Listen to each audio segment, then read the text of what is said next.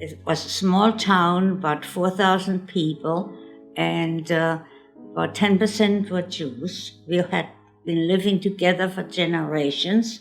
We were completely integrated.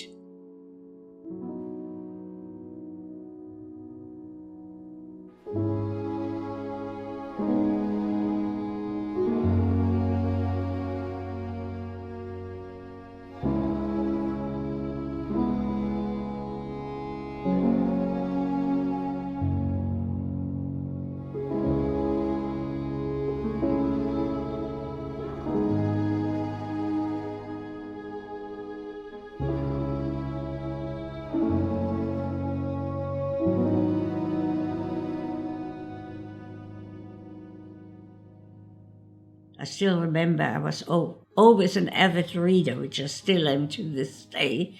I get books on tape, and I go to the library and I pick out a few books, and when I want to check them out, the woman that was sitting there looked at one of the books. She said, "That's a Jew," and she took the book and threw it in the waste paper basket. That's what we do to the Jews. So there were incidents like that galore.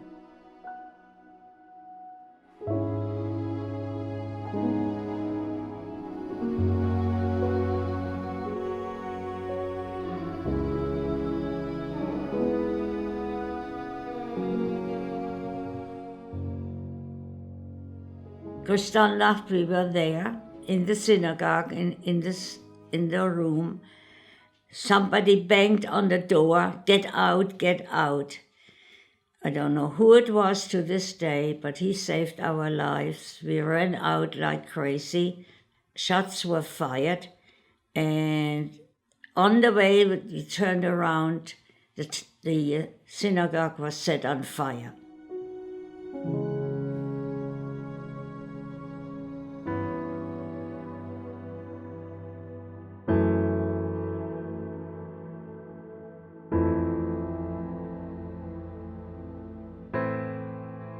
As a result of Hitler, you couldn't go anywhere, you couldn't go to any store that was owned by non-Jews. The store I worked for in Germany, they smashed in the windows and destroyed everything, and that was the end of the store. You could not have a store anymore. That was it.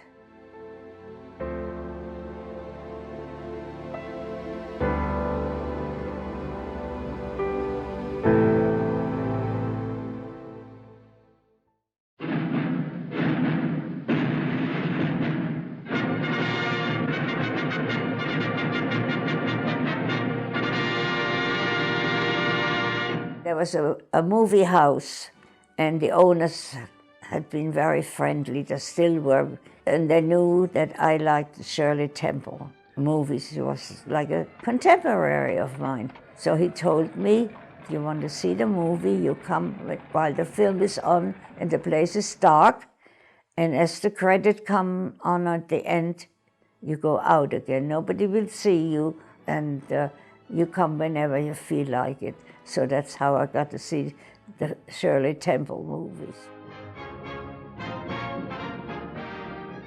As it got worse and worse under Hitler, more and more restrictions, and there was an organization, and they managed to get young girls to England as household help. But they managed to get us into England before World War II broke out.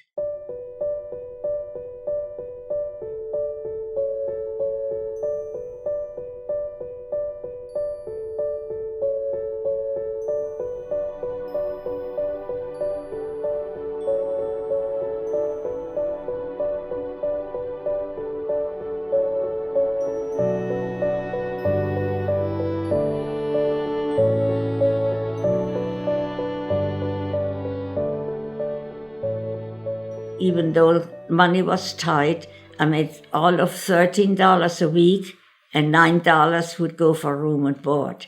And the rest I had opened up an account because I wanted to save the money for my parents. Unfortunately, it didn't work out. My parents died in a concentration camp because, unfortunately, they wouldn't let them leave anymore. So I did what I could, but I couldn't fight City Hall. I mean, it just didn't work out. It was terrible. That will bother me to the end of my days, that I know.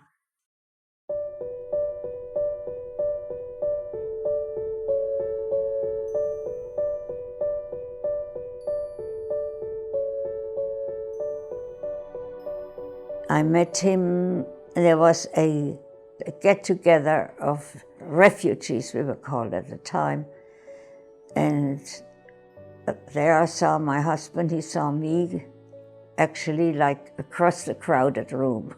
And needless to say, we got married then. That was a long story. He went into the army.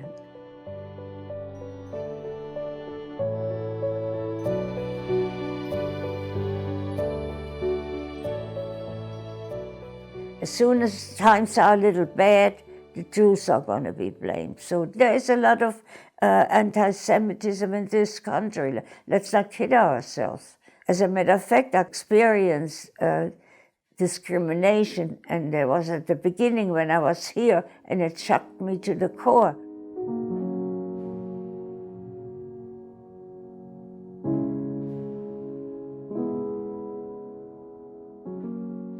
There was a gate, and there was a hotel there.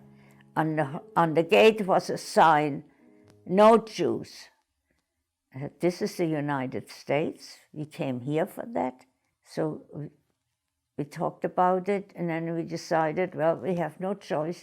Doesn't seem to be anything else around. So we stayed there. We just stayed one night, had dinner there, kept to ourselves. So when I got home, I wrote them a letter. I said, I want you to know that your place has been contaminated by Jews. They never answered me.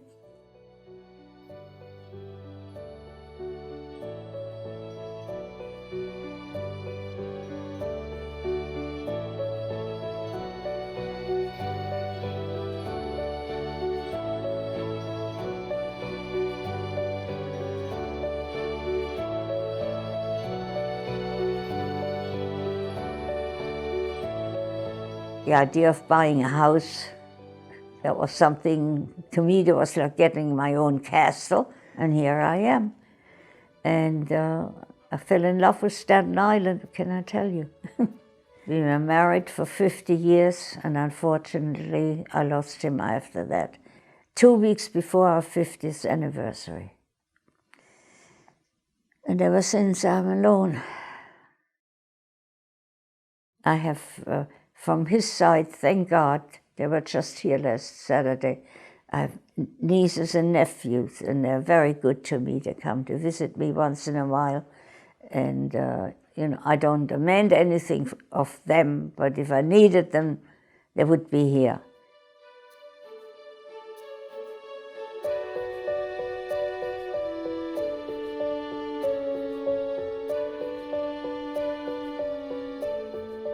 Make sure that the younger generation knows it could happen here. That's my message. And just make sure this doesn't happen again.